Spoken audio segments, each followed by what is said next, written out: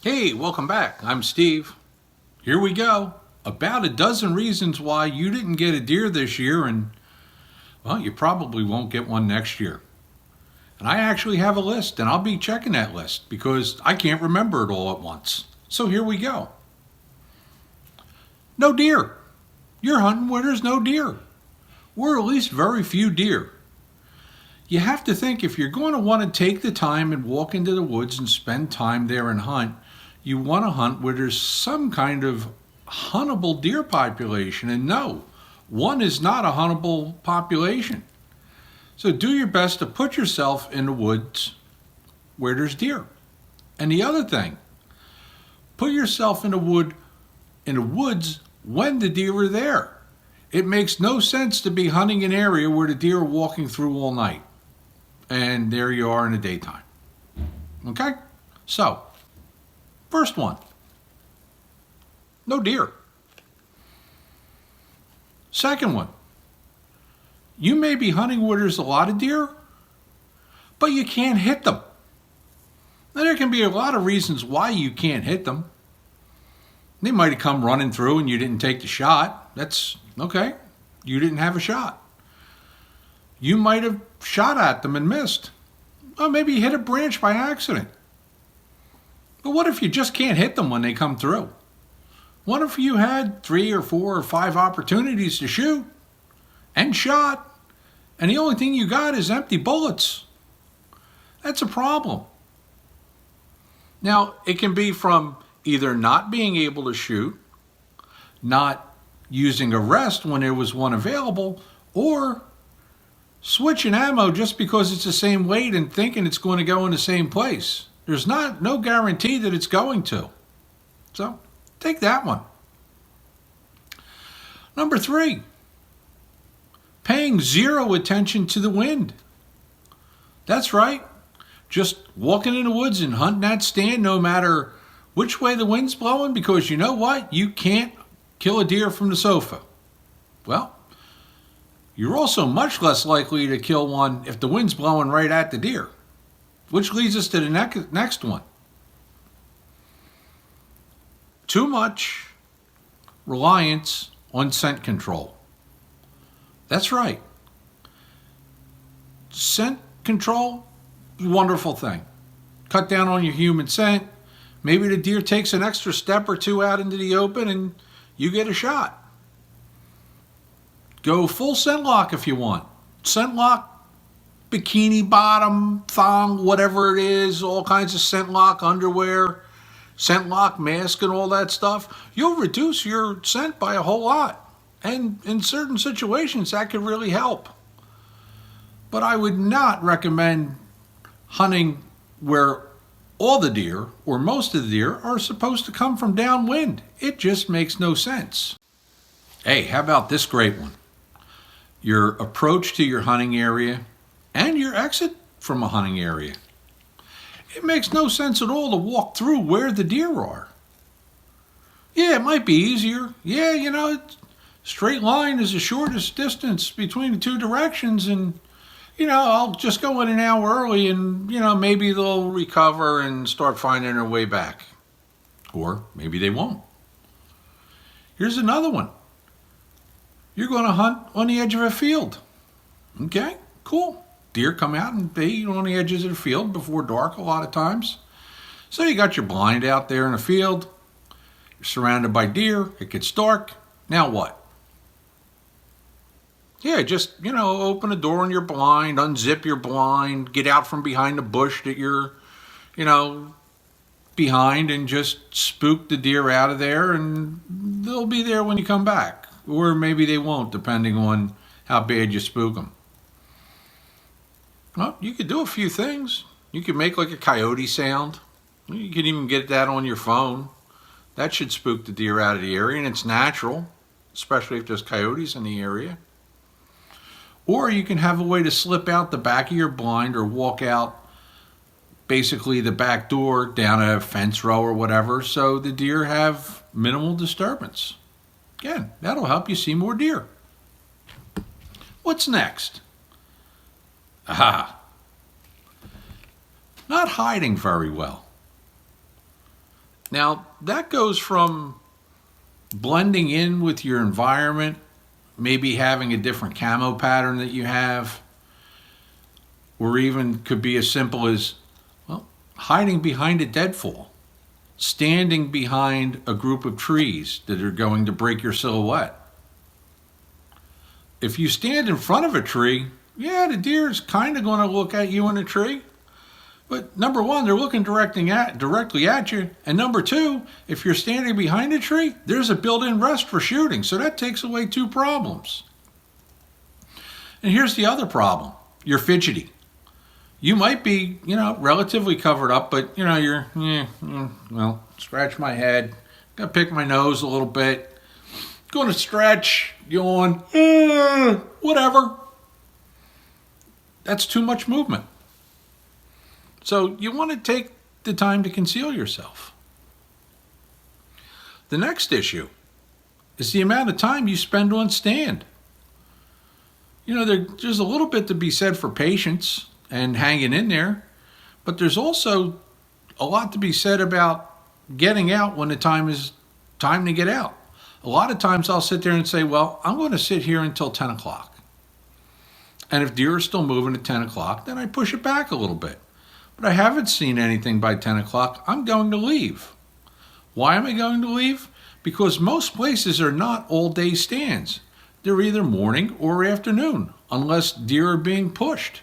In that case, then you have an all-day stand. And another tip, if you're going to hunt all day, have multiple stands in mind. Say to yourself, I'm going to sit in this stand the entire amount of time where I expect deer to move in the morning. Then I'm going to move to stand B or C, depending on the wind, for afternoon movement. Sitting in the same tree all day does not make you some kind of all-day sit hero. A lot of times it can be the worst mistake you make. Now, what else can foul up your hunt, cause you to not shoot a deer? Too much reliance on gadgets, having to carry too much with you, using too many things, and probably the most overused thing, other than, scent sprays and stuff like that, is a deer call. Think about it. When you're sitting around in the woods, during a rut even, how many times do you actually hear a deer grunt? Okay? It's very seldom. A grunt call can be fantastic to get a deer's attention. But in a way of like blind grunting and stuff, I'm not really a believer in it. It can work. You hit the grunt call just at the right time. And I hunt in a situation where a lot of times I can't see 50 yards. And if I can see a deer at 50 yards, it's just pieces of that deer. So, you would think that would be a great time to use it. I'll use the grunt call when I see a deer. I can't decide on it, and it's not coming any closer. A couple little toots on it, and that's about the end of it. I'm just not a believer in making much of a commotion. Same goes for rattling. And it goes triple if you're hunting public land, where every Tom, Dick, and Harry is out there and they think their grunt call's a kazoo that they're playing. Deer get tipped off to it. They tend not to come into it. Next problem. You don't know the anatomy of a deer real well. Well, what's the sense in hitting them if you're just going to shoot them in the butt?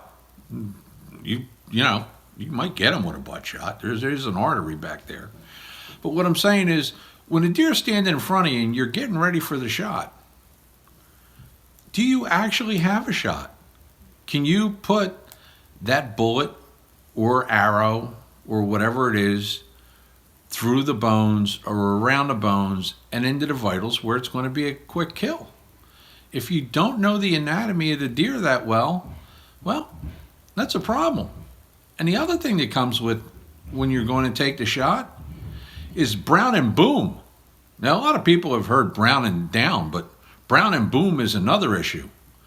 That's where you see the deer, you decide you're just going to shoot, you get brown in the scope and pull the trigger randomly.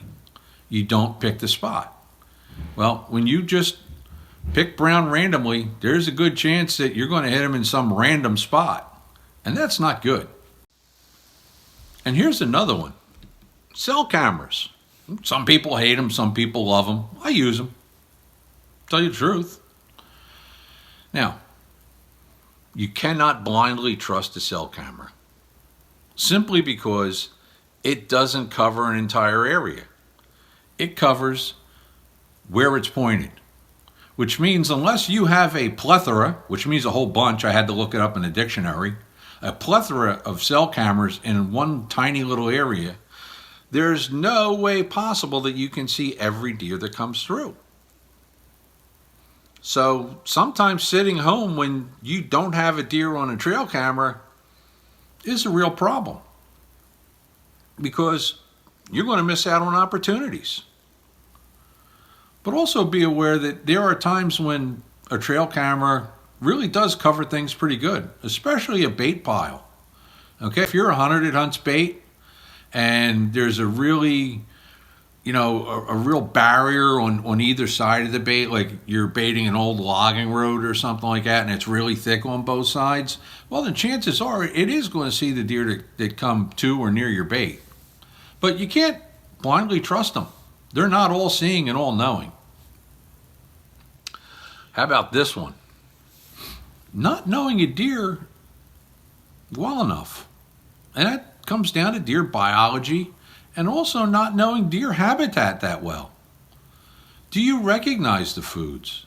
Do you recognize deer habits? If you see a trail going through way open woods, is that trail more likely to be used at night or during the day? If it's at night, you could sit there all season and not have a deer walk by you, but you're not hunting where there's no deer. You're just hunting where there's no deer now. The other thing is, you have to read deer sign.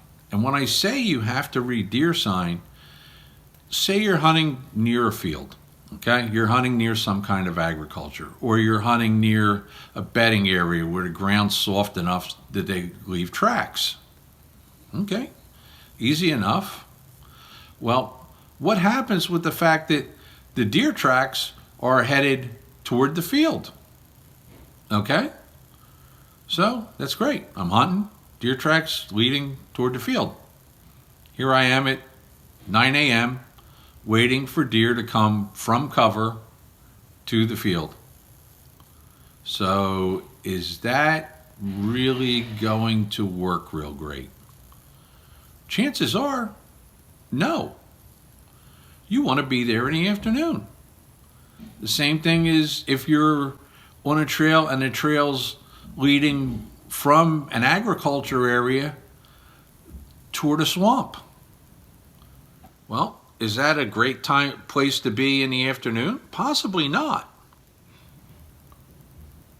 Hey, a whole bunch of reasons and a whole bunch of mistakes that I've personally made through the years, somewhere around a dozen. I'm Steve.